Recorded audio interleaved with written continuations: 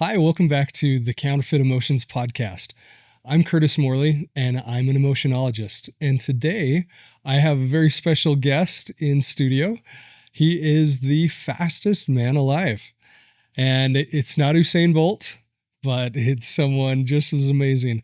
And today we're going to talk about the ideas around how to achieve excellence without getting into perfectionism. We're going to talk about how hope is one of the most motivating, powerful forces in the universe, and how expectation is a great way to find disappointment and not achieve goals. We're going to talk about the experience with my friend Brad Barton in the ability to achieve truly extraordinary things. Brad is an amazing human, a speaker, a great thinker and feeler, married to the one and only Melissa, and is also part of the uplifted retreats, which they do, which are phenomenal. So let's get into it. Brad, thank you for joining us. You bet. It's lifted. Lifted. Yeah. Yes. Lifted retreats, not uplifted. Thank you for saying That's that. all right. Yes. And you've been lifted. We have. Patty and I came to the lifted retreats. I fell in love with Patty. Oh my goodness. Lovely lady. There's so much to love about Patty. Mm. She's the definition of goodness. Yeah. She is. Yeah. So kind, so beautiful, so present. She just she's a great lady. We are blessed men. You mentioned my journey and my story, and I just want to let people know I'm not just going to be telling a story. It's really our story. That's the hope, is that your listeners are going to find something in my journey that is theirs, right? With my details, right? So yeah. This is about you, listener, not me. Yeah. And your journey is amazing. I don't know if I actually shared this, but way back when you were actually going through this, I followed you, not knowing who you were. Oh, really? I actually followed your journey. We have never talked about that. And was blown away by the fact that you now have the world record. Several world records.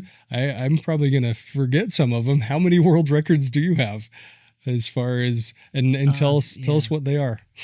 Yeah. So 3 now. Okay. One's been retired. So the indoor mile world record. The world governing body keeps world records in 5-year increments. Okay. Right. So when you turn 40, the day you turn 40 to the last day that you're 44, and then 45 to 49, right, and so forth. So Coach and I own our first one we broke was the M45 to 49 indoor mile world record. And this is the part where it gets exciting. How fast? How fast was that? 4 minutes 16 seconds. 4:16.83 was our first record. Yeah. 4:16 for the age group 45 to 49. Right. At 47.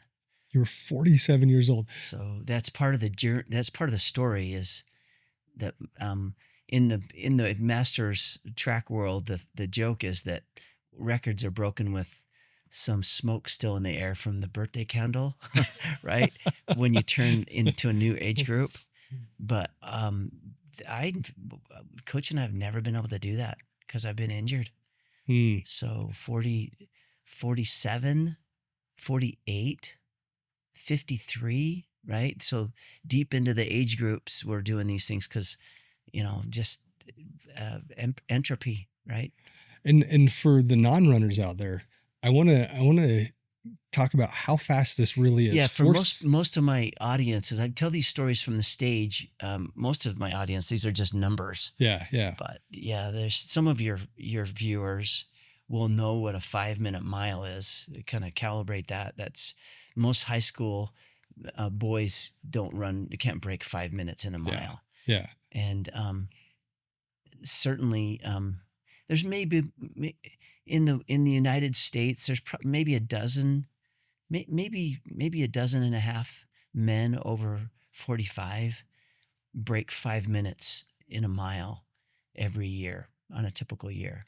So A A 420 dozen. is like 3 orders of magnitude more difficult than a 5-minute mile. Oh yeah, So I just saw the NCAA finals, and if I remember right, it was, or no, maybe it was the 1500. Is yeah, 347 yeah, is what they hit, that's a mile. Yeah, yeah, that's a A- 1500. and we're talking, you did that at 47. You did Yeah, not comparable. running that fast, but age graded.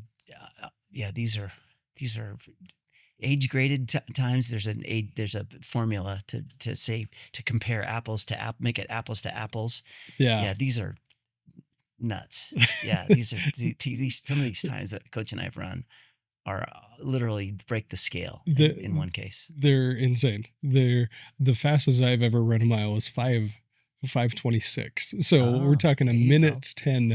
a full minute 10 Right. past what you ran, and that's incredible speed. Like just mind blowing speed. That's sprinting for a full mile. that's that's not taking it easy in any way. And and this came after a successful college career in Right. steeplechase. Yeah. You were going to be a steeplechase. You even tried out for the national team, and there's a whole story there. Mm. Where do you want to take our listeners on the journey? Where do you want to start? Um, maybe further back than that. The adversity, I think plays into who I become. So when we're going through hard things, we do a lot of woe is me, a Mhm. lot of time, and yeah, what in my book, Beyond Illusions, I make the case that how do we know that something's bad, right? When we have some bad thing happen to you, maybe maybe there's no such thing as a bad thing. Hmm. Go deeper on that. So it's pretty bold for me to say this, because there's really heinous things in the world. There's death, there's carnage, there's war, there's sexual abuse, child sexual pedophilia. I mean, there's just so many bad things, right? So I make a case in my book. What if there is nothing that's bad, a bad thing? The Apostle Paul says that all things shall work to the good of those that love him, right? So I'm making this assertion that there's nothing that's bad because bad's not a thing, is it? Hmm. Bad is a perception. Hmm. And to say that something's bad denies the power of the human spirit and the justice of and the love of a loving God, right? So what if there's nothing that's bad? Maybe our friend Dr. Paul Jenkins Mhm. talks about being at a National Speakers Association convention meeting. He's sitting up front with a group of people, and he can't leave because right during the keynote, and he gets a text saying, "Hey, call me as quick as you can. Your loved one son-in-law fell from a 50-foot waterfall or something like that, and it's really bad." Okay, so he's sitting there. He can't leave. Um, he's sitting there for a half an hour, imagining all these really terrible things. I mean, he's dead, right? He's dead. Hmm. He's got to be dead. He calls back. He horribly broke his ankle and his leg, and he's relieved, right? Because he's going to be okay. It's just an ankle, shattered ankle, and it's only going to be years of rehab and healing. Yeah, so he's using the power of his imagination to imagine something worse. And so that reality is something better. And this guy that had his leg horribly broken, was that bad that day? Or is he going to get some good from that? Hmm. Now, I It- preface that I'm not going to go into great detail, but I was raised in a home that had some bad things, going on there, right? My dad was raised in an alcoholic home. He was, I think the slang term is dry drunk, right? He didn't never use alcohol, but he had, rage was his drug of choice, right? hmm. And workaholic. And there was a lot of alcoholism going on and dysfunction Lots of holisms. in my family, and I didn't know.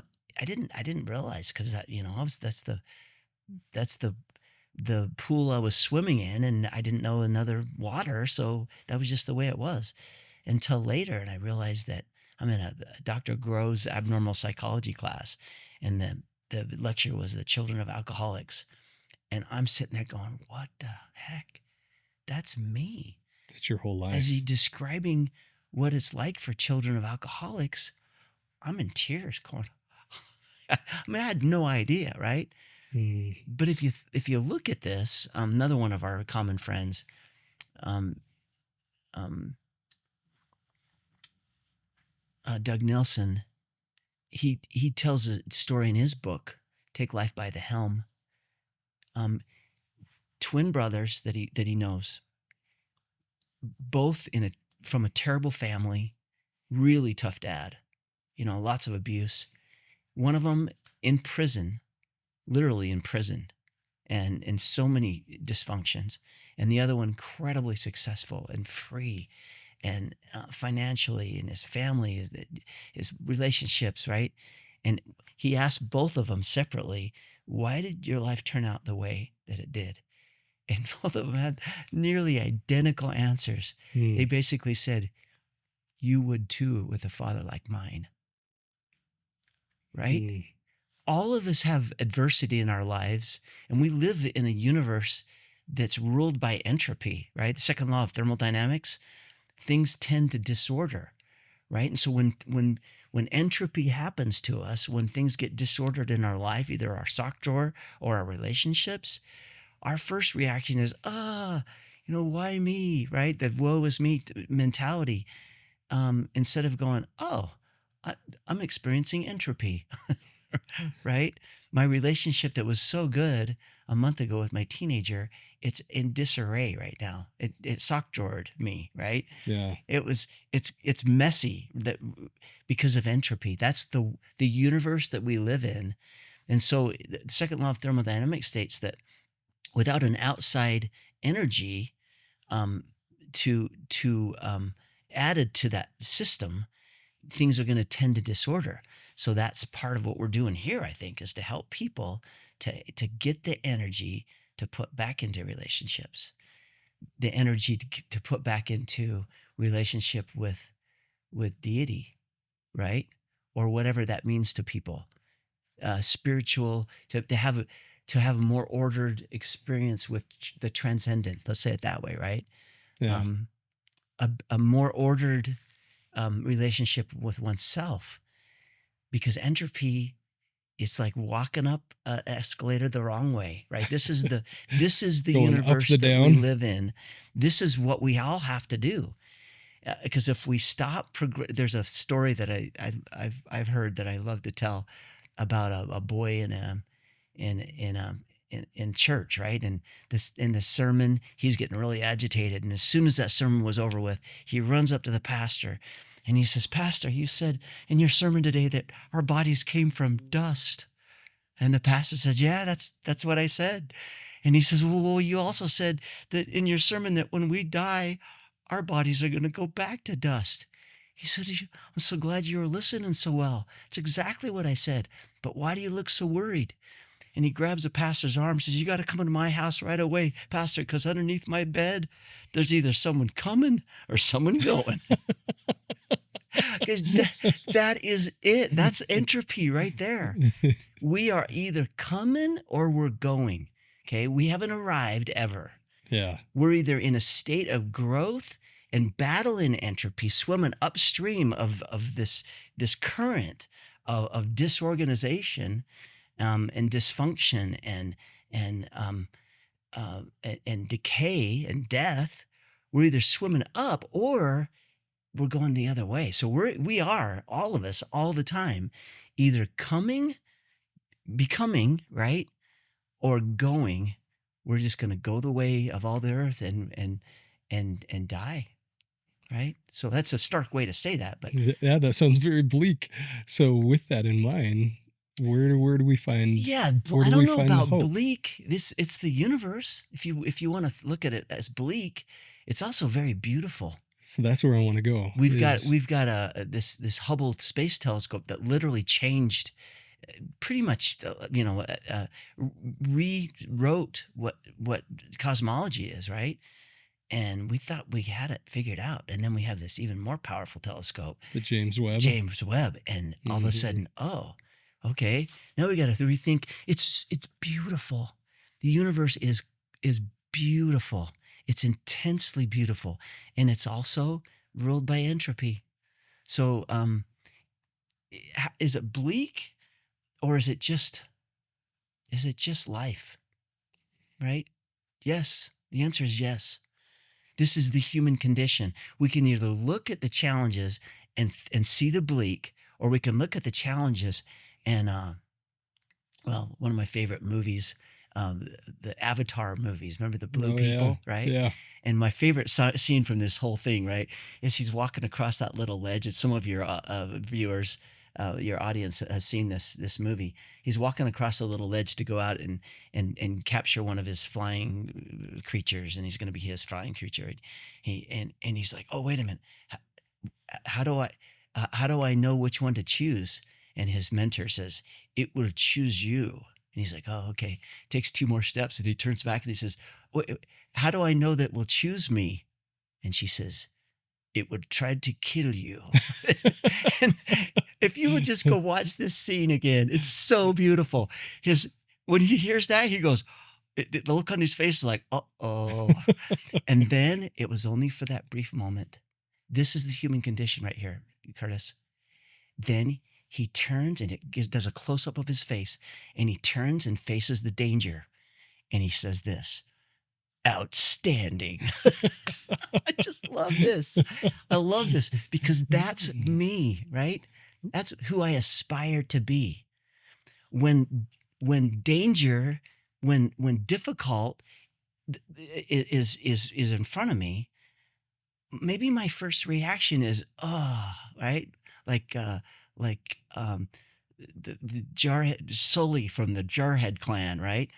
But then I have a choice. I can go, oh, the heart is over there. Outstanding, right? Because That's where I'm going. I've got a warrior's heart. So how do you develop that warrior's heart? How do you develop Yeah. that ability Yeah. to say, I'm going to run into the storm? Yeah. And I don't know if It's a you great question. if you know the difference between the bison and a cow, but there's one distinguishing thing that a bison will do that a cows won't. When cows see a storm, they run away from the storm. Mm. And as the storm approaches, they continue to flow with the storm. The storm surrounds them and then they're enveloped. And the more they run, the longer they're in the storm. Lasts. A bison does something unique. When a bison sees a storm, the bison runs directly into the storm and runs through the storm and has the shortest amount of time that it will experience the storm because it ran into the storm. Yeah, I love that. So that reminds me of something. My life has been blessed with great coaching. I have learning disabilities, really struggled in elementary school, especially. I was diagnosed with this thing called dyslexia, or dyslexia, where you get things kind of backwards in your mind. And I was just really struggling when I got to high school, school failure. Really small, I mean, a 4'9", 84 pounds when I started high school, freshman in high school. Just a really, like, it's so much disadvantage. I'm getting beat up at home, right? I'm getting beat up at school. I don't like myself. I was in real trouble, but I felt called to go become an athlete. I just felt like that was something I was supposed to do. And I begged my dad, and he says, no, we're keeping the heifers this winter. We can get better price in the spring, and I need your help. And this is one of the times my mother,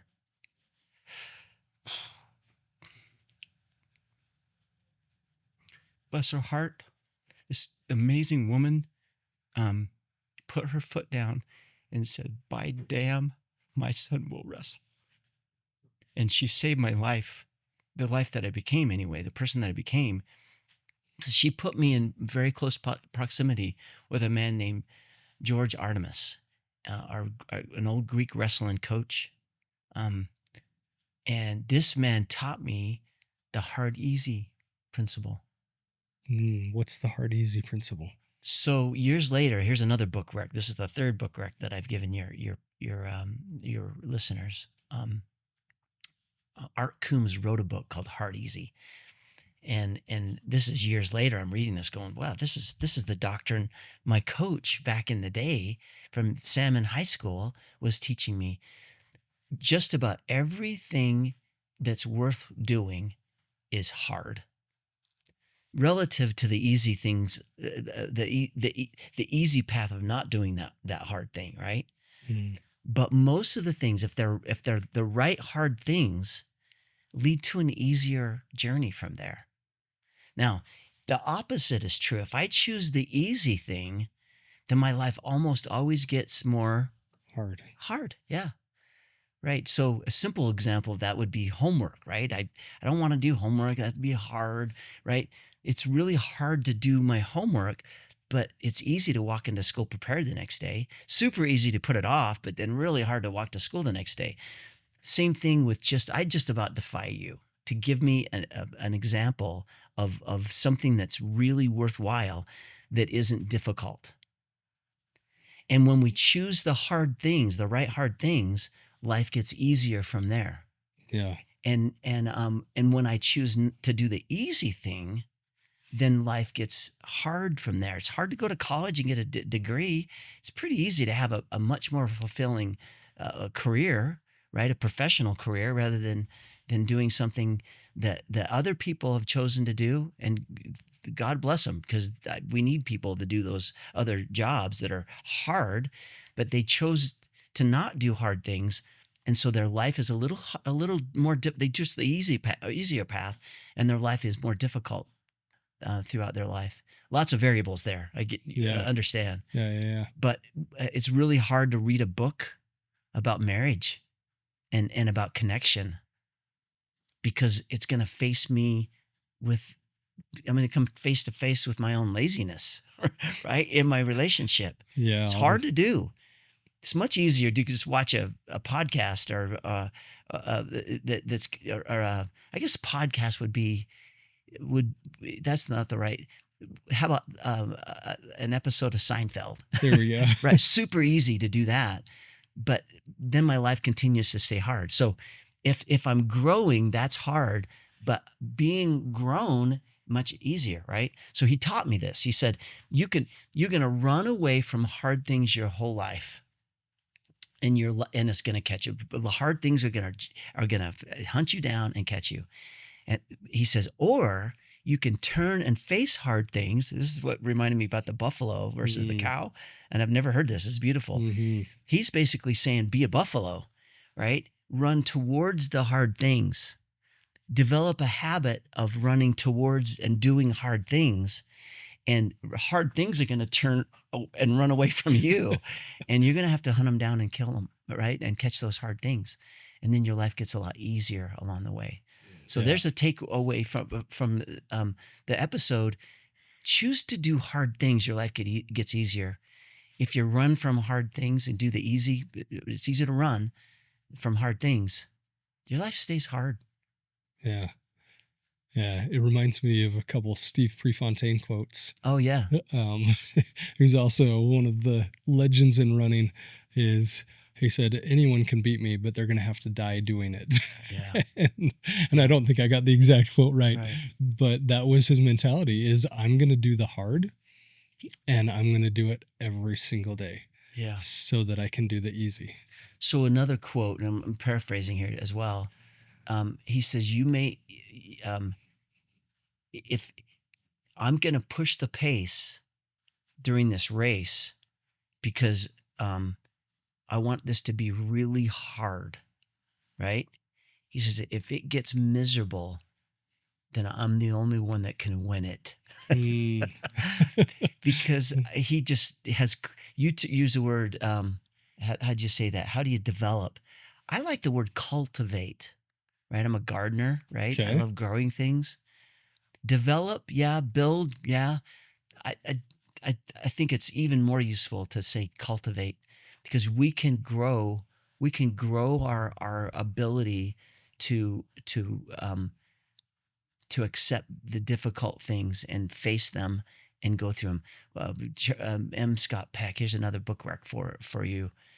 In this amazing book, The Road Less Traveled, Mm. M. Scott Peck. Yeah. He says that billions daily attempt to avoid the pain of responsibility. Now let's stop right there for a minute. Billions daily, that means basically all of us. Yep. Billions. There's only a few billion people on the planet, right? So in other words, everybody, every day, unsuccessfully, attempt to avoid the pain of responsibility by escaping from freedom. Ooh. Oof. Think about this. Escaping So from freedom. if all of us every day are attempting to avoid the pain of hard things, okay? Pain of discomfort, even. Yes, then we are going to not be successful. We're going to escape from freedom. We're going to escape from the best version of ourselves, right? Wow. And that's so interesting, because one of the dyads in counterfeit emotions is that comfort is the counterfeit of freedom. Oh, yes. Yes. This is That's my doctrine too, or coach Artemis's doctrine. Yeah. yeah. In different vocabulary. Same idea, right? Comfort. Let's get uncomfortable. And do it as a regular practice. Run into the storm. Yep. Yep. Because, yeah, if you run from it, it's going to follow, and it's going to overtake. If you run into it, you get it as short as possible. And your blood is up and your heat is higher, so you don't get cold, right? Yep. You're better off. So here I am in high school, and I've got this coach that's teaching me about doing hard things, and falling on deaf ears because I was a kid. But at least I started that cultivation, Yeah. right, of doing hard things, and I began the process. And it's still a process. I'm still a long ways away from being a version of the version of my best self. But that helped me a lot to get my head. My dad's always saying, "Young man, you better get your story straight." Right? I remember him saying that with his finger in my face. And then I realized the power of story, the power of narratives, and all these very negative thoughts going through my mind. And Coach would talk to me about he would call it story time. He says, "Brad, how many ugly stories are you telling yourself daily?" I'm like, "Coach, a lot." We came up with the number 500. Oh, wow. Well, Coach, how many, Brad, how many beautiful stories do you have that you tell yourself every day? And we came up with this bleak number 5, right? And he's like, "Brad, what if you could do 400 ugly stories every day about yourself that you tell yourself, and 6 beautiful ones? Buddy, that'd be 20% more beautiful, 20% less ugly. That's a 40% improvement in the esteem that you hold for yourself." Now, I would submit that not only would a 40% improvement on your self-esteem make a difference, Curtis, that could make all the difference. Oh, yeah. When we're talking fractions of a second. Yeah. And the thing I love most about what he was teaching me is I didn't have to do very much. It wasn't perfectionism, no more ugly stories. He's saying, no, just let's go from 500 ugly stories to 400. Down to 400. I knew I could, as soon as he told me that, I knew I could do it, just because now I have an awareness of it. because I have an awareness of my story time that I'm doing every day, Mm. I can maybe, he used the term replacement therapy, Okay. right? I can't stop. You're not responsible for the thoughts that enter the stage of your mind, but you are responsible for the stories that you allow to remain and perform on that stage, right? So just knowing those two things, I'm doing maybe 500 ugly, and I don't have to beat myself up about the negative stories that entered the stage of my mind.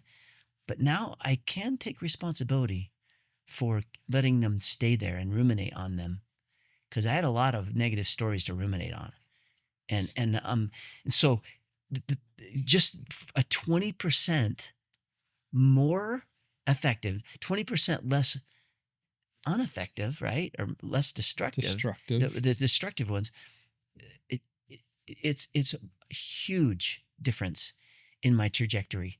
And because of that, I'm winning matches legit. And then I start winning lots of them. And then I start winning most of them. In wrestling. And then I have the courage to go out for a sport that I'm even better at. And it's like coach told me you win a state championship, they'll give you a scholarship. My dad says, you can never go to college. You're not college material, right? And we couldn't afford that anyway. And now I'm on scholarship at Weber State. And another great mentor in my life, Chick Hislop.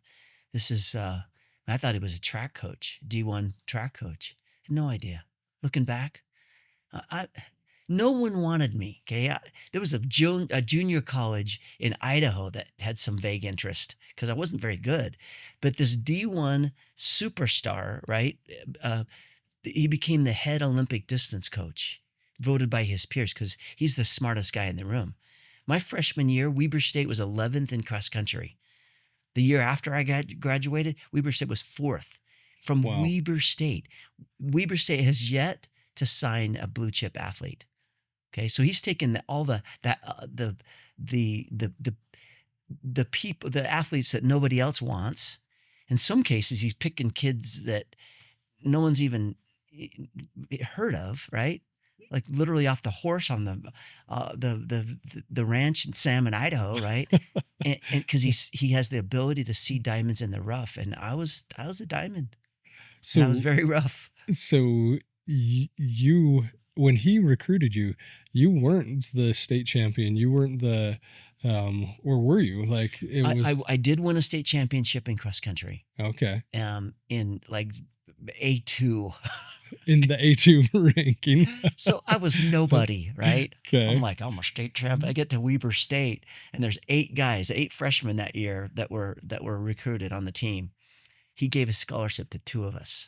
Oh wow. He gave a scholarship to the Utah State record breaker, Bob Durkee. Okay. And then there was a bunch of guys in between us, and then he gave a scholarship to the slowest, by far the slowest kid in that recruiting class, to Brad Barton. And the rest of them found out, they were ticked. But then I started beating them, and then I kept beating them, and in the end, Bob Durkee had a great college career, and he was really just tremendous college career, like storied.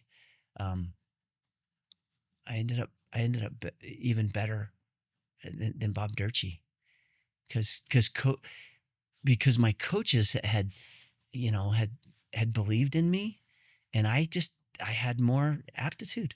Bob Durkee was maybe more mentally tough than I was, but in the end, it turned out that I just had better genetics maybe, and I was just fortunate that way. So I'm at Weber State. This storied coach taught me how to hurdle. And because I was able to hurdle more efficiently over the barriers in the steeplechase, I was able to beat kids that I had no business standing on a starting line in a flat race, right? I went to the NCAA indoor championships twice in the mile. Okay. I was never All-American, not even close, because I just wasn't very good. Even though I was world class, I was ranked 19th in the world in the 3,000 meter steeplechase in that same time period, because I was more efficient over the barriers. I think there's some rough equivalent for us in our lives. If we can technically get better at life, right? Just do more of the right things and less of the right and wrong. I don't know that that's a useful vocabulary. Yeah. If we do more of the better things and less of the worse, right? If we can surround our lives with get rid of most of the bad things, right? The things that aren't working. Get fill our lives with good, better, and best, right? More of the time. And sometimes we need to go listen to watch Seinfeld episode because that's part of our self-care, right? Sure. And so I'm not, yeah, I love Seinfeld, right? Dissing on that. But fill our lives with good and better and then best, and then make sure we're balanced, right? We can be more effective. And that's what coach help us to do, is to get more efficient over barriers, because he had what calls a ritual, and it's like Vince Lombardi. Some of your listeners will understand what this man did, right? His teams were not flashy. He didn't do trick plays. He would start every season with the best football players in the world in front of him. He'd walk in the very first day at camp and he would say, "Gentlemen, this is a football," right? and he would start from the very beginning. Like John Wooden, he would teach his veteran All-Americans how to tie their shoe. Yeah. Right. This is what Coach Hislop did. He was a teach us how to tie our shoes type of coach, and because of that, we were able to run far beyond our aptitude, the genetics that we had, and that helped me, with confidence. I'd get on the starting line, I'd look, and I'd compare my mile time with the guys I'm standing next to, and they're so much faster than I am on a flat race. And I would but Coach taught me. He said, when you step up to a starting line, you look to your left and you look to your right, and you just say to yourself, "I pity the fools," because they have not seen anything yet. Wait till they get a load of me, and then the gun goes off, and I know that we're going to win today. So you tell yourself that story. Oh, You yeah. Say Yeah. they don't even know what's coming. This is relentless affirmations. Relentless affirmations. Mm. So you had that career in college. You went on and I missed. Coach told me once. Told me it was a 90-minute experience where he sat me down and said, "Brad, no Weber State University athlete has ever made the Olympic team." Now that's no longer true. Since this is back in the late 1980s when we had this conversation. Since then, there are 3 athletes that I'm aware of that have made the Olympic team. 2 of them have medaled, actually, and Damian Lillard, gold medal, right, on the basketball team, and one of my former teammates, Billy Scheffenhauer, missed the Olympic team in the decathlon, which it was really sad because he could have medaled in the decathlon, and he got hurt, and he came back and made the team in made the B bobsled team, the second best bobsled team for the U.S. And that was the team that won the silver medal in Salt Lake City, actually. Okay, so back then it hadn't happened yet. He says, "Brad, I think you can be the first," right? And then that's an immense amount of belief. Oh yeah. And did you feel also an immense amount of pressure? Or did you just tap into the belief? Yeah. So I think his mannerism, it was just so practical, because he spent his 90 minutes. I remember that. For the first 20 minutes, after he tossed out the hypothesis, then he said, "Now let me tell you why that's unlikely." And I'm like, and he said, "I believe you can make it, and let me tell you why it's not possible." Yeah. Here's a man that can see things beyond. I mean, it's amazing. I get done with a race, and he tells me all the things that I didn't really realize consciously, but subconsciously, as he's telling them, I'm like, I know that did happen in my head. How do you know that? Right? Mm. Here's a guy that is just super smart, right? So 20 minutes later, I'm sitting back there going, heck, coach, why the heck are we doing this then, right? And then he says, okay, now let's switch. Let's talk about your considerable strengths as an athlete. And for the next 70 minutes, he talked about that. Mm. And how we're going to buttress the weaknesses, the considerable weaknesses I have as an athlete with the strengths that I have, that he sees that I have. And I was learning things about my psyche and about my physiology, a physique that I didn't really realize. He told me a lot over the years, but he went deep doctorate on who Brad Barton is as an athlete. And I got all done, and I'm like, okay, coach, let's do this thing. My hand's on the door now of his office, and I remember looking back. He says, Brad, I look back. Here's a man that's got the sense for the layers. I mean, he's got his desk. It's just piled with just stuff. And he's just a pack rat, right? But he knows where everything is because he's so smart, right? And I'm looking, and I could, and chick slip. What a personality. Mm. And he says, Brad, and I look back, and he kind of leaned in. He says, let's go do something that's never been done. I got chills, man. And I was totally in. So the answer to your question is pressure, sure. Intimidation, absolutely. Belief, yes. You left that office with belief. Oh, we're going to Barcelona, baby. You left that office with hope. We're going to Barcelona. Yeah, 1992. We're going to make the danged Olympic team. As I've researched hope specifically, and as I hear the hope in your voice as you grab that doorknob and you have that belief in yourself, is that one of the key characteristics of hope is that hope has to have a vision. Hope can't exist without vision. Yes. Hope can't exist without that goal. And that hope is such a powerful force, but you have to be able to see the vision. In order to feel the hope, you have to see the vision. Yep. That's exactly what this man did. Sounds like that's beautifully articulated, because that's what this guy did. And from there on, every workout on my own, every track workout with this stern gaze of this master coach, and ne'er a smile, right? Not even a grin, unless it's like an evil grin, right?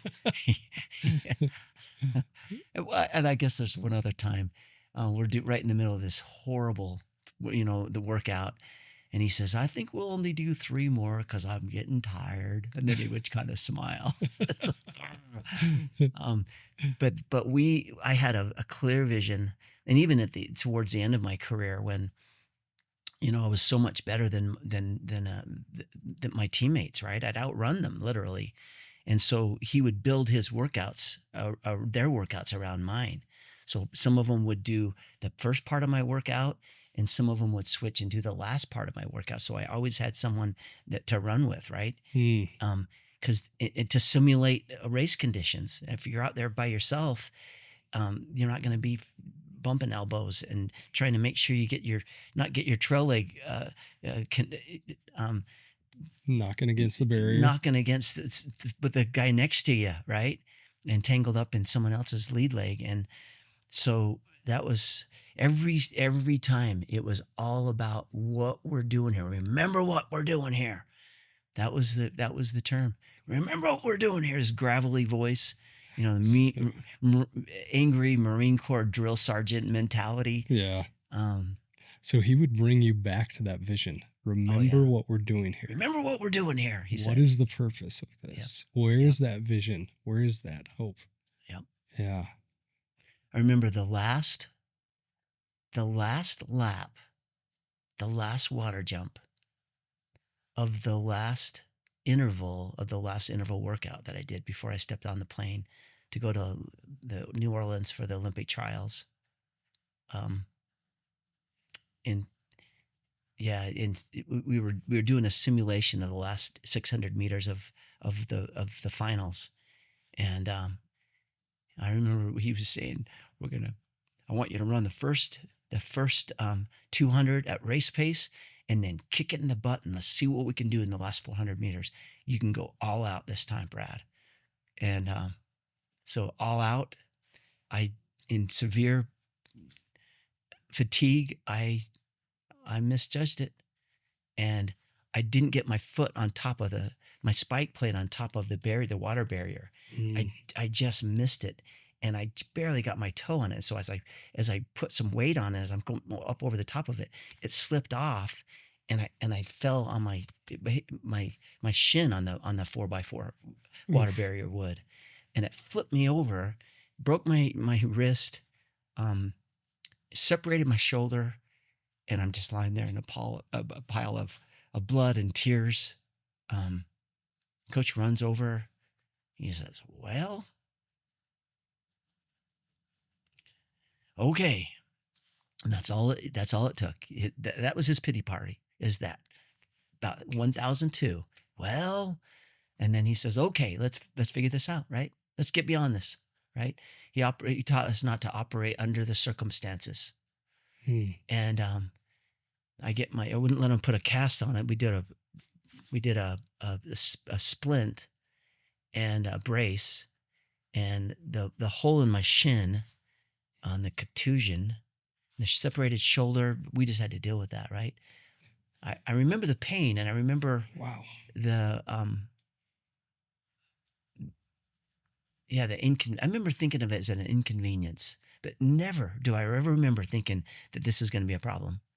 So I get to the Olympic trials, and once again, I'm one of the best Americans. 3 guys are going to make it. There's really 6 of us that have a shot. Everybody else is there for the experience, and I fell again in the semifinal round over the water barrier, Mm. and didn't make the team. With the broken wrist. Yeah, yeah, Oof.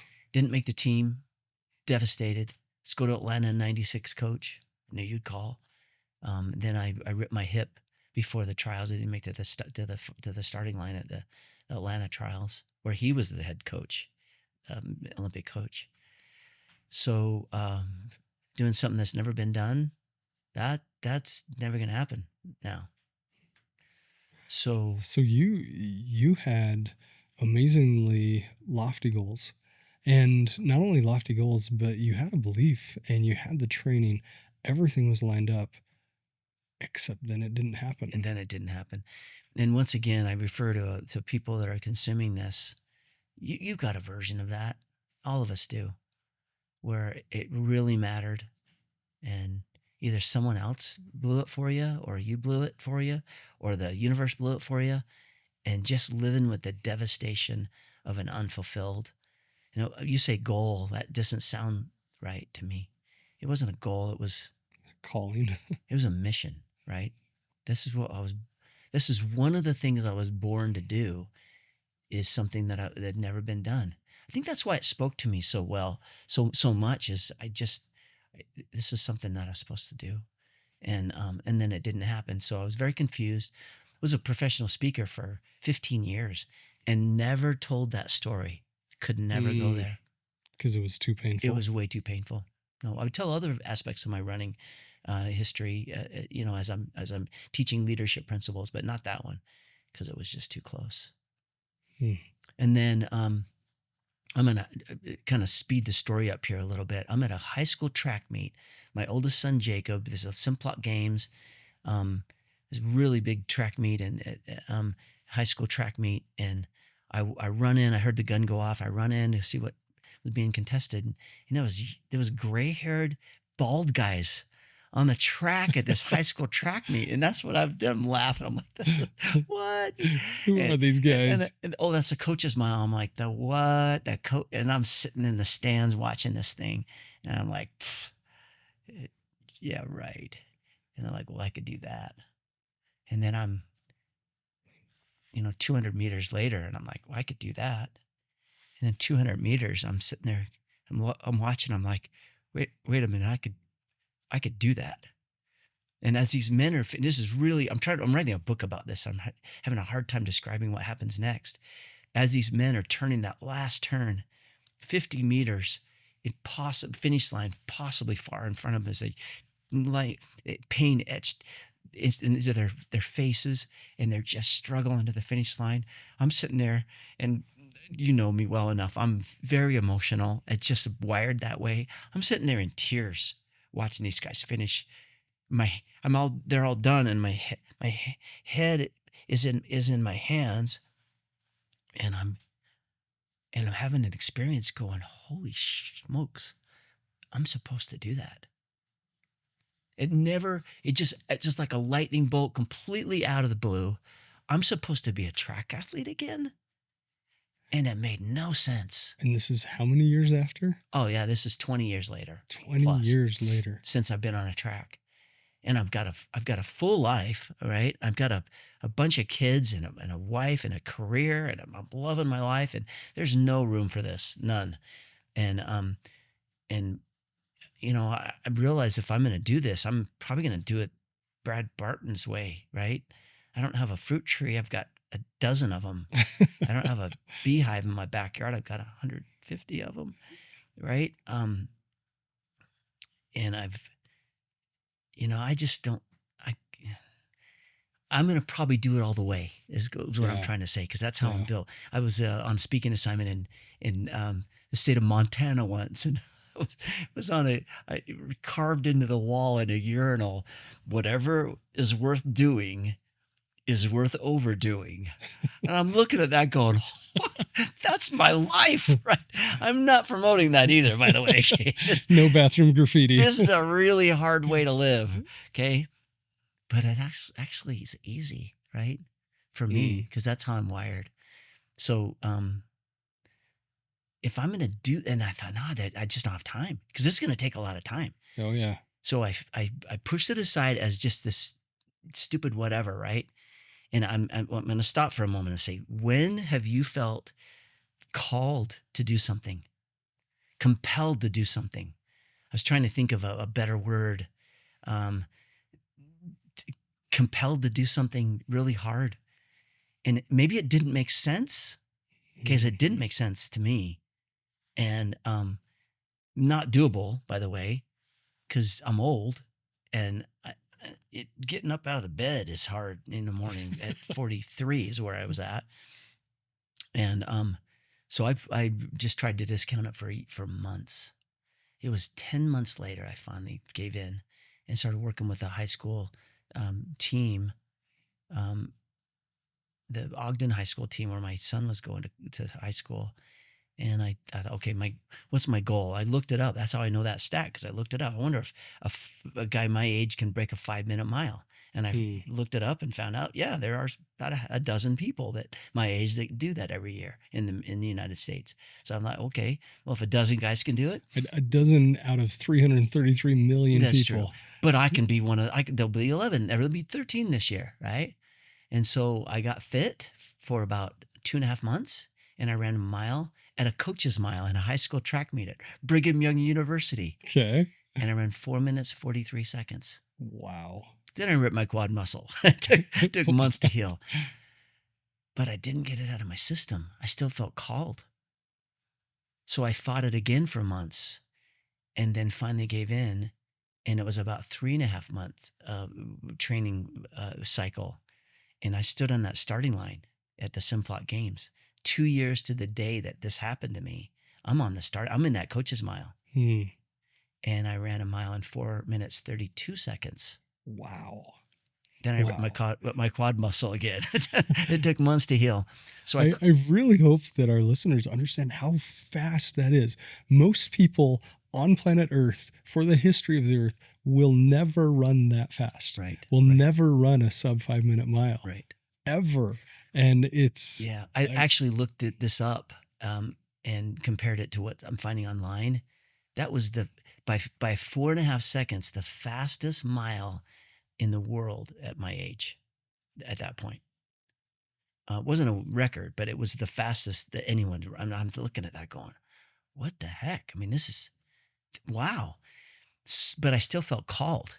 Hmm. And so I called my retired college coach. He'd been retired from Weber State, this incredible career, a USA track and field Hall of Fame coach. And I called him up and I said, Coach, I ran last year. I ran 4:32 in the mile. And he said, "You did what? How old are you?" And I said, "I'm 44 years old this year, Coach. I was 43 when I did it." And he said, "Gads." That's what he said. And then there was a very long pause, and then he asked me, "So why you calling me about this?" I'm like, I don't know. Thought you might be interested. No, Brad, why are you calling me about this? And now I'm sitting there thinking it through, thinking, okay, they're super smart. He's got a reason to ask this question. I'm drawing a blank. And I said, I don't know, Coach. Maybe I just thought you'd be interested. He says, no, Brad. Why are you calling me about this? And he said it, and I'm getting emotional on the phone. And I'm like, Coach, give me a break here, man. I don't know, Coach. I think I did this thing, and it was really hard, and I just don't know what to do with it. And I thought I could call you, and you could tell me, give me some ideas, give me some answers. And then he said, now we're talking. Hmm. And then he asked the question, what's the world record in the master's age group, 45-49? We looked it up, 420.19. There's actually an American, John Hinton. He lives in upstate New York. He was 45 years old, and that guy got on a track and ran 420. Wow. In the mile, 0.19. Wow. Freak of nature. How, right? That's an order of magnitude more difficult than a 432. It might sound like a similar close number. It's an order of magnitude different. Okay, that's how hard this is. And we looked at that time, and I says, what do you think, Coach? And we're on the phone, right? I'm looking this up. And there was a very long pause. And then he says, here's what I think, Brad Barton. He used my full name. I think it's finally time that you and I come out of retirement and do something. And finally, he says, let's go do something that's never been done. I got chills all over again. I'm a starry-eyed college kid in his office 25 years earlier, saying those same words. Let's go do something that's never been done. That's how smart this guy is. I had nearly forgotten what that felt like. And now it's flooding me. I mean, I'm like, and I knew maybe this is where I'm supposed to do this whole thing. We're going to do something that's never been done. So we start working together, and months go by, and we're working super hard. And I'm like, Coach, I'm ready to race. He's, no, you're not. Coach, I'm ready. No, you're not. Finally, he lets me get on a starting line. I ran 4:26. 2 weeks later, 4:23. Remember, the world record is 4:20. Okay. 0.19. So you're 3 seconds off. 26, 4:23. 2 weeks later, he broke my foot. Oof. So stress fracture. He's worked me too hard. So back to the injuries. Yeah. I'm on crutches from after the bone scan, leaving the clinic, and I turned to my coach. I said, now what? He says, well, maybe we figured out why that's a 30-year-old world record we're trying to break. What? Maybe someone as old as you can't train hard enough to run any faster than John Hinton did, 420.19. And I got a broken heart to go with my broken foot, because I knew, Curtis, that I was supposed to do this thing. I knew. And some of you are listening, and you're like, 4 years ago, you were, single mom, supposed to go back to college. And you're like, I'm too old to go back to college. Now 4 years have gone by. Now you're thinking, if I'd have done it then, I'd have had a college degree by now, right? Now's the best time to do it. Just go get it done, right? Go get it done. Yeah. Go do this hard thing. The best time to plant a tree is yesterday. The second best time is today. Right now, right dang now. So I got my broken heart with my broken foot, and then Coach turned with his rare grin. He says, or maybe it can be done, and I just haven't figured it out yet. He says, Brad, I'm the guru. You're my guinea pig. We're going to reinvent what it means to train at a world-class level. He said, the environment has changed, and so must we. Okay. His words spoken, the year was 2012 when he said that, when I broke my foot. He broke my foot the first time. Mm. Is more relevant now, all these 13 years later, because all of our environments have changed. Okay, a sexualized environment back in 2012, it is hypersexualized now. Technology taking over jobs and changing the way we live our lives, it's way more technological now. We are going to live our lives differently in 10 years than we do right now. We're not going to drive anymore. Our cars will do it. We're not going to think we're not going to need to think anymore because our computers will do it. Mm. We may not need to work anymore at some point because the robots will do it. Okay, the environment is shifting, and so must we. Now, I don't think I'm overstating what I just said. I think I'm understating it. So if we haven't figured out our why that we're here, okay, think about the challenge. I'm listening to a podcast last night, yet again, another podcast talking about the population crisis. Oh yeah. Right? People are sitting in front of a TV screen getting their sex, and instead of procreating, right? And pairing up. There is a we've got this massive problem. Some countries are they're in the death spiral, right? South Korea, these guys have a 0.7 reproductive rate. Oh yeah. France is in the negative. 0.7, Mm-hmm. right? And there's lots of countries that are in trouble. The United States is too. Less so, but it's less terrible, right? Is all. Yeah. We need to be mating up, right? Pairing up and having babies, dang it. and creating real intimacy instead of the counterfeit version that we find online. Yeah. Right. That's only going to become more problematic as well, as we can find, a virtual companions, literally, right? With all the podcast I was watching last night, the Diary of a CEO podcast. I don't know if you want to use that, promote that podcast or not, but what were they saying?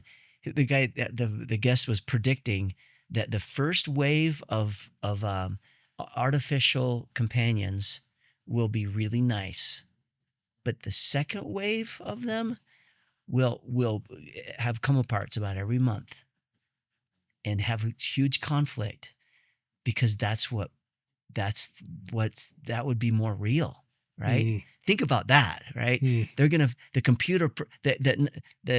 computer through machine learning is going to figure out, oh, we need to create some conflict in this relationship so that it ties us in, right? That variable feedback, the gambling. I'm not thinking of the term. Dopamine. Yeah, the way we get rewarded, the variable rewards, right, are more powerful. That's why fishing is so fun, because it doesn't always work, right? Mm-hmm. And so that's gonna be, AI is gonna get really good at counterfeiting. So when you talk about counterfeit emotions, there's a lot of counterfeit coming our ways, guys. Yeah. So we need to figure out what it is that we're doing here. Remember what we're doing here, right? Let's remember that we're here to do real things and real hard things, and and not let the computers do all of our book writing and all of our article writing and all of, that was a bit of a rant right there. Yeah. Okay. So coming back to the coach and your broken foot, again, you could have said this is bad, but we talked about bad, and you said that bad is not real, that it's just an opportunity. And so your coach, he brought back in hope. Yeah. And he said, okay, let's figure this out. And then no guarantees. Like you told me back then, no guarantees you're going to make the Olympic team. but give me your heart and I'll put you on that starting line. Barring injury, I'll put you on the starting line in position and make that team. And that's what he did. And then it didn't happen, right? No guarantees, right? Never a guarantee. But is it about the finish line? What if I'd have done all this work and no records? Yeah. Right? Would that still have been worth that? Is it really about the journey? Maybe. Yeah, maybe mostly. So I come back the next year. We're racing with college kids instead of trying to race in masters races, because I'm all alone, right? Mm-hmm. And ran 426.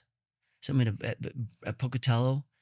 Ran 421 in Boise, at Boise State, and then to the Reggie Lewis Center in Boston to break the world record. That was our first attempt. Terrible head cold. I won this important race. Ran 424. Got one last shot. Ithaca to Cornell. Second lap, I tripped and separated my shoulder. Jumped up, finished the race, and failed again. Called my coach at the stairwell, second story stairwell, where I could hear myself think it was so noisy inside. And I called my coach and I was just destroyed. It was my last chance. I said, Coach, I can't do this. It's too hard. And coach shoots back, if this was easy, it would have already been done. And I'm like, I hate this man because he's always right. And then his voice softened. He says, get back on the plane, get back to Ogden. We'll get Doc Sharma, look at your shoulder.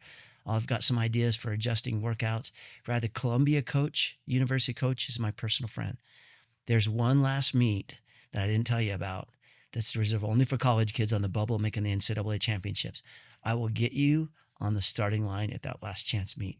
Brad, let's get it done 2 weeks from tonight at the Armory. And 2 weeks and about 4.5 hours after that phone call, in arguably the most famous indoor track in the world, in the Armory, uptown Manhattan, I stood on another Ivy League track.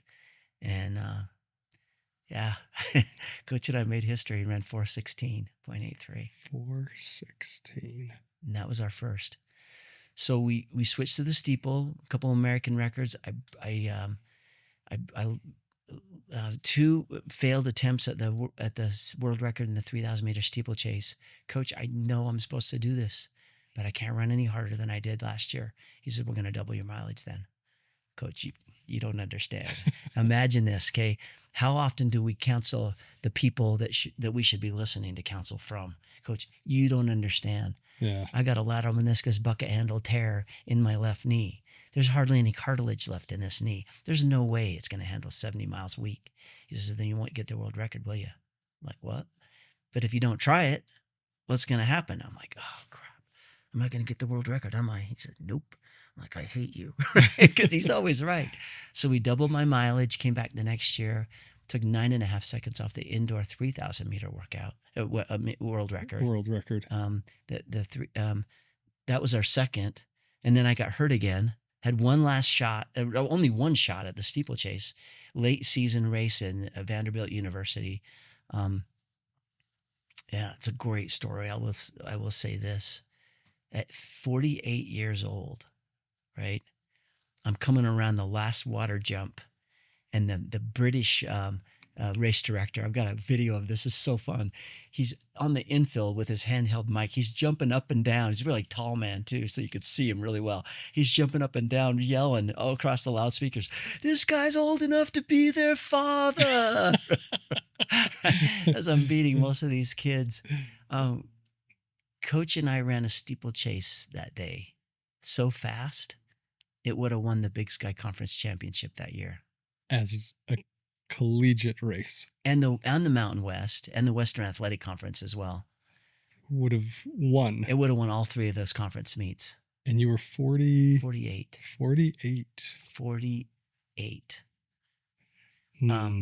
Okay, so I'm tired and got a lot of injuries. We've been nursing along. I needed a break. So we took 6 months off and then a very slow trajectory. I'm almost 50 at this point, right? We took a very slow trajectory, very safe way to get to world record fit. I am crazy fit. We're going to destroy a bunch of world records. Just before I turned 50, I ran within a second and a half of the world record in the indoor 3,000 meters at altitude. Okay, that's how fit. Wow. Some of your people know what that means. Wow. Then I broke my foot on speaking assignment in Mexico, shattered my toe on a training run, just hit a wire, and got fit for the U.S. Olympic trials, got healed up, and set an American record to qualify for. There was a Masters 1,500 meter exhibition. It's not really part of the Olympic trials, but it's an exhibition, Masters exhibition during the trials, right? So I'm in this grand stage, right? How exciting. That's a great story as well. I want to tell you this offline. It's such a great story. But I re-broke my American record in that race, and then I started getting hurt. Broke my toe, broke my foot, ripped my quad, ripped my hip, and every one of these is a full 4-month training cycle to get world record fit again. And I bashed my head against a bicycle helmet in a freak accident, a running trail with a bicyclist. Really bad head injury. Another head injury and another freak accident where I smacked my already damaged head. I was world record fit 6 times in those years and never got to a starting line. And I finally called my coach in early February, and I said, "Coach, can we be done? What's going on, Brad?" I said, "Every step is a struggle. It's an ordeal to go strap on my shoes and go out for a run. I just don't want to do this anymore. I don't feel called anymore, Coach. Can we just call this?" And he says, "Oh, Brad, you got nothing to prove in anybody. And, this all, we got 5 American records and 3 world records. It was just this kumbaya session, right, for 15 minutes. And it was awesome. We were revisiting and memories and stuff. And he'd become my best friend, one of my best friends at that point. And at the end of the call, he says, "Well, keep in touch, Brad." And I said, "Sure love you, Coach." And his response, "Yeah," right? Because that's his stuff. And I said, "Okay, take care, bud." And he says, "Okay." And I'm hanging up the phone. And he says, "Can I just ask you one more question?" And my heart sinks. "Yeah, Coach, what's the question?" He says, "Why were you doing this?" Now, remember, he's speaking in past terms. I said, "What do you mean?" He's okay. We've been working on this for a year before you turned 50. Then 50, and then 51, and then 52, and now you're deep into your 53rd year, and we still haven't done anything. And you've persevered through all these challenges and all this carnage. Coach has broken more of my bones than records. Wow. Along the way. I haven't told you the third of it, right? He says, "Why were you doing it?" I was just curious. I'm like, and I remember feeling offended. "What are you talking about? Why? We had a vision. We're supposed to run fast. We're going to run fast, Coach. That's why." She says, "That's not good enough. I'm asking specifically, why were you doing this?" And I was drawing a blank. I said, I don't know. I thought we were supposed to run fast." He says, "Well, that right there might be your problem. You don't really know why you were doing this, do you?" And I'm sitting back there going, crap, he's always right. Going back to the vision. Yeah. And he says, "Okay, tell you what, just because it's me asking, don't stop training yet. Just keep grinding away at it, but answer that question. Call me back when you got that question answered, why you were doing this." And he very specifically said in past tense. So there was no pressure, right? "Why were you doing this? Because I'm just curious," he says. So I said, "Okay, Coach." I called him back. It took about 10 days, almost 2 weeks later, I called my coach back and, pardon me, I'm gonna use the actual terms that I used on the phone. I called him up and he says, "Hello." And I said, "Damn you, Coach." He starts laughing because the way I said it, right? He said, "What's the matter?" And I said, "I figured out why I'm doing this and I'm excited again." He starts laughing again. He says, "Tell me about it." I said, "Coach, there's a man named Nolan Shahid. He's a professional trumpet player. I've researched him. Professional. He's made his living on a stage, and he's arguably the greatest American middle distance runner in history. And when he was 53 years old, he ran a mile in 4 minutes, 25 seconds, 0.04. Coach, I looked it up. No human being has ever run under 425. At that age. Past the age of 50. A couple of my friends have tried it. I'm on the phone with them, and they told me how hard it was. One of them ran 427, and his tongue was hanging out. Coach, we're supposed to break Nolan Shahid's mile world record. He says, now we're talking. And so I was excited again. And I'm looking for a race. I called that old race director, the British guy at the Music City Distance Carnival.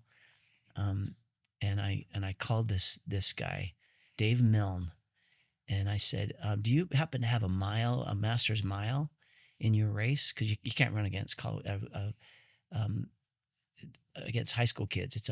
There's some high school miles there. But he says, actually, we're bringing in a former Olympic 1,500 meter runner and from Ireland to break the record. Shane Healy. And I'm like, Shane's coming? Because I remember Shane. Because we're contemporaries. He's just a little younger than I am. And he says, yeah, you're welcome to come and help Shane break that record. And I'm on the other side of the and I'm smoldering, right? And then I just said, okay, Dave, I will come and help Shane break that record. I'll see you there. And I'll look it up and get registered or whatever.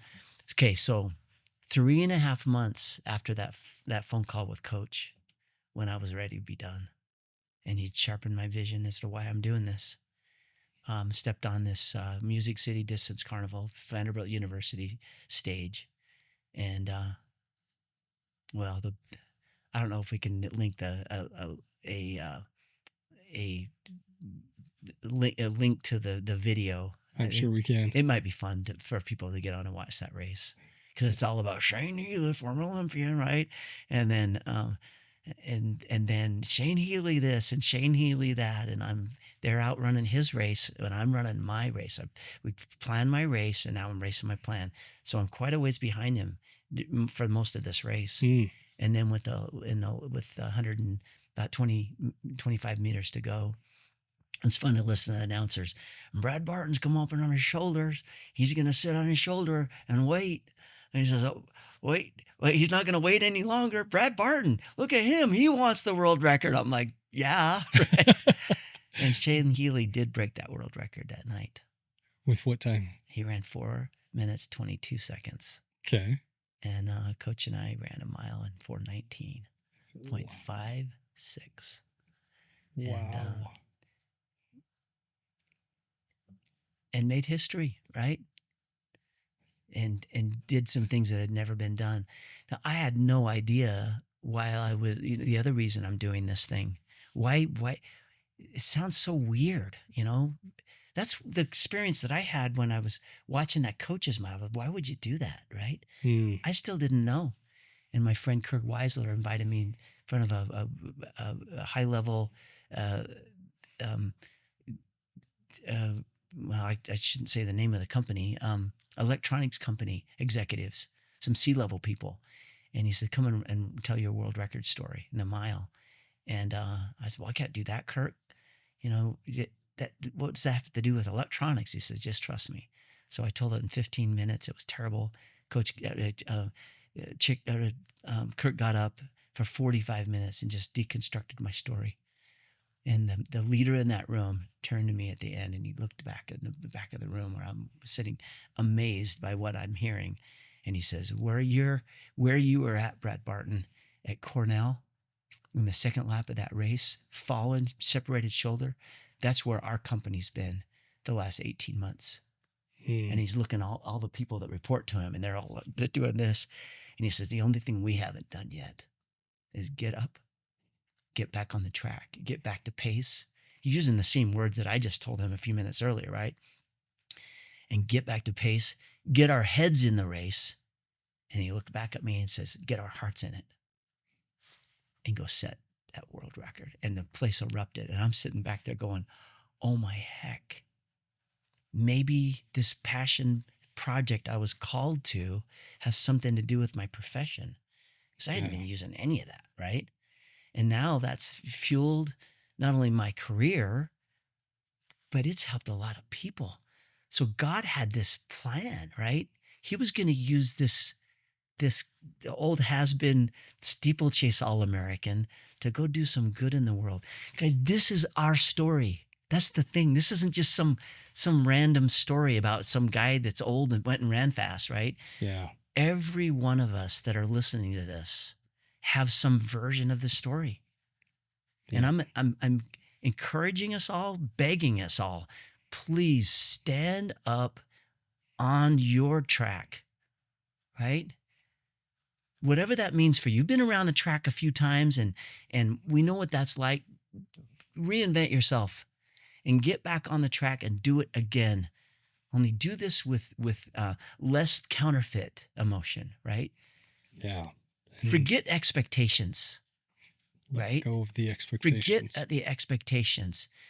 Understand what you're doing, identify that, and operate daily with hope. And that doesn't mean perfection. I call it the dance with doubt. So many broken training cycles, Curtis. And every time I start getting fit again, the first 3 or 4 weeks, it's just not happening. Yeah. And every time I think, well, maybe the magic's gone. Maybe I'm just too old. Maybe this time it's not going to happen for me. I call that the dance with doubt. All of us dance with doubt. Okay. All of us. And that's not terrible. That's not bad, right? That we're dancing with doubt. Yeah. Dance with it. Get up and waltz with it. Own the doubt. Yeah. Be the doubt. Experience all the doubt. So you're not afraid of it. Right? And The then Greeks call it meditatio malorum. Tell me about that. To meditate on the maladies is to look at the doubt straight in the face and say, I see you. I see every one of you, and that's okay. I'm going to do it anyway. I'm going to do it anyway. Wow. Fred, thank you so much for sharing your story with us. Thank you for showing us that with vision, with hope, with the ability to get back up when we fall, that we can create true greatness, and that we can do things that have never been done before. That when we put our toes on that starting line, the race is going to be hard, and that's why it's glorious. Step into that race and find that. Thank you for inspiring me personally. You didn't even know you were inspiring me, but I was watching your story online. Wow. And now I get to call you friend and still be inspired, still be that person that puts on his shoes in the morning and steps out the door. And one thing that, of all the counterfeit emotions, there's only one that can't be counterfeited, and that's peace. And in a very simple answer, where does Brad Barton, world champion, fastest man on earth, where do you find peace?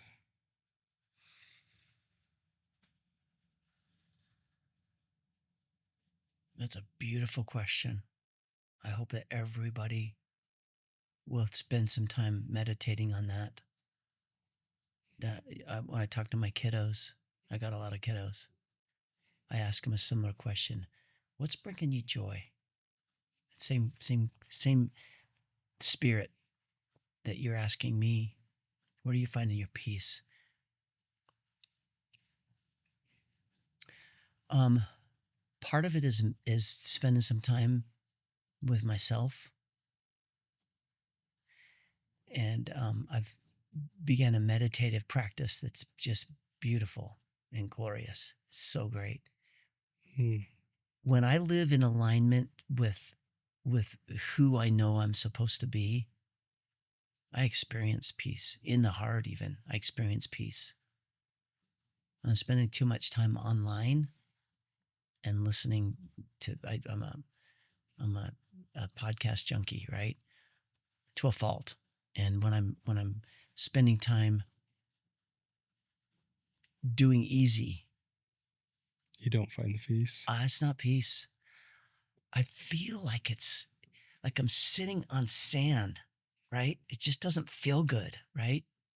Doesn't feel good. So living in alignment with who I know I'm supposed to be is how I experience peace. That's beautiful. And I don't always experience it because I don't always live that way. And you know what? That's even okay. That's even okay. Because, yeah.